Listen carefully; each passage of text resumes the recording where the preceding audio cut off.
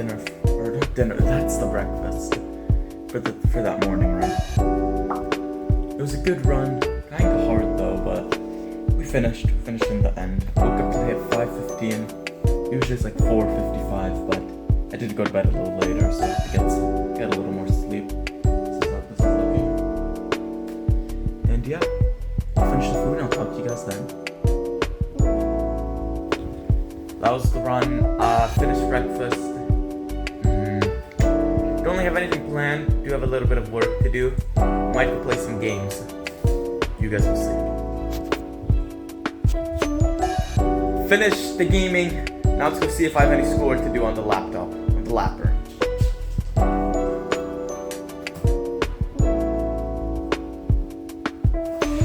I'm gonna go take a little break. We do have to go somewhere later today, visit someone's house. And yeah, I'll let you guys know what happens.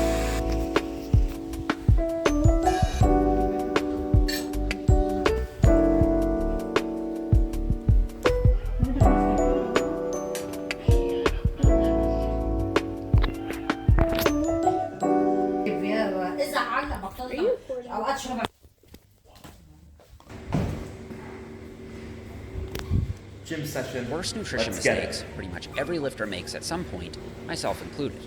Alright, the first mistake most people make is thinking that you can force feed muscle growth. You can't. I think a lot of people see pro bodybuilders eating 5,000 plus calorie diets and assume that if they also want to get big, they need to also eat big. There may be a kernel of truth to this for some lifters, but the reality is that bodybuilding anecdotes are often unreliable. That's because pro bodybuilders have world-class genetics, have already been training for a decade or more, and are almost always taking large doses of anabolic steroids. So it's hard to know if their results are coming from the fact that they're eating big to get big, or some combination of those other factors. Now, the reason I say that you can't force feed muscle growth is that studies consistently show that when you overfeed someone with a large caloric surplus, they gain disproportionately more fat than they do muscle. And this is true even if they're weight training. This 2013 study from Garth and colleagues perfectly illustrates the issue with really aggressive bulking. These researchers split 47 elite athletes into two groups. One group ate in a relatively large caloric surplus, and one group ate in a relatively small caloric surplus. The large surplus group ended up eating 621 more calories on average. Both groups followed the same weight training program for 10 weeks, and after 10 weeks, this is what they found. The group eating in the large caloric surplus did, predictably, gain more weight.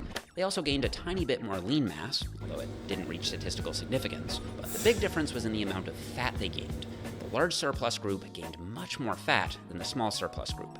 So eating the extra calories didn't lead to substantially more muscle gain, but it did lead to substantially more fat gain.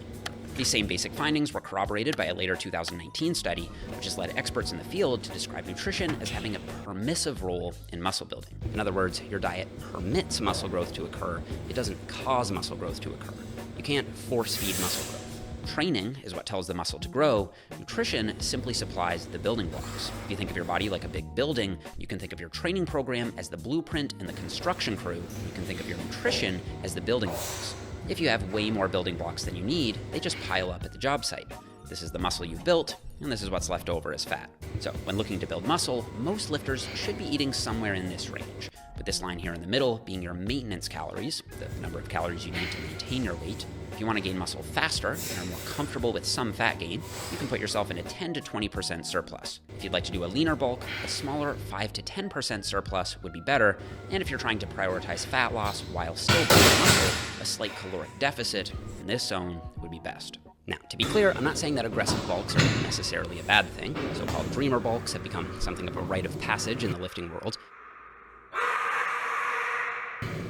Despite what the short-term Garth study found, in my coaching experience, I have found that more aggressive bulks do tend to lead to more strength gain over the long term. Aggressive bulking will also help you take up more total space, a la bear mode, but they can also make your life more difficult the next time you want to cut down, and in my coaching experience, just end up not being worth it for most people. Okay, the second mistake most people make is not realizing that most supplements are overrated. Now, there are a few supplements that actually do work. Creatine, caffeine, and protein powder are at the top of my short list when it comes to building muscle. However, even with these three most science-based supplements, I think a lot of people, including people in the science-based lifting community, still overestimate how much muscle people will actually gain from taking them. For example, creatine is one of the most highly researched and most efficacious supplements on the market. This is true, and we hear it so much, but I think it leads a lot of new lifters to think they're going to notice a massive steroid-like boost from it. In reality, most studies show that taking creatine should result in a roughly 2 to 3 pound increase in lean mass. That was the gym sesh. It's pretty good. Kind of tired. See you guys back at the room. Let's have a snack. A meal.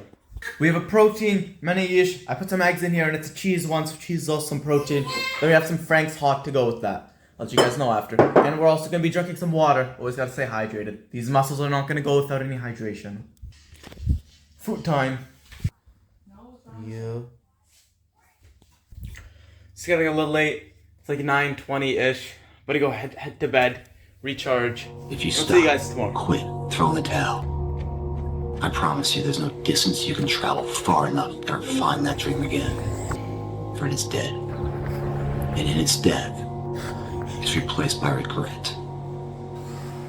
Right now, it's your choice.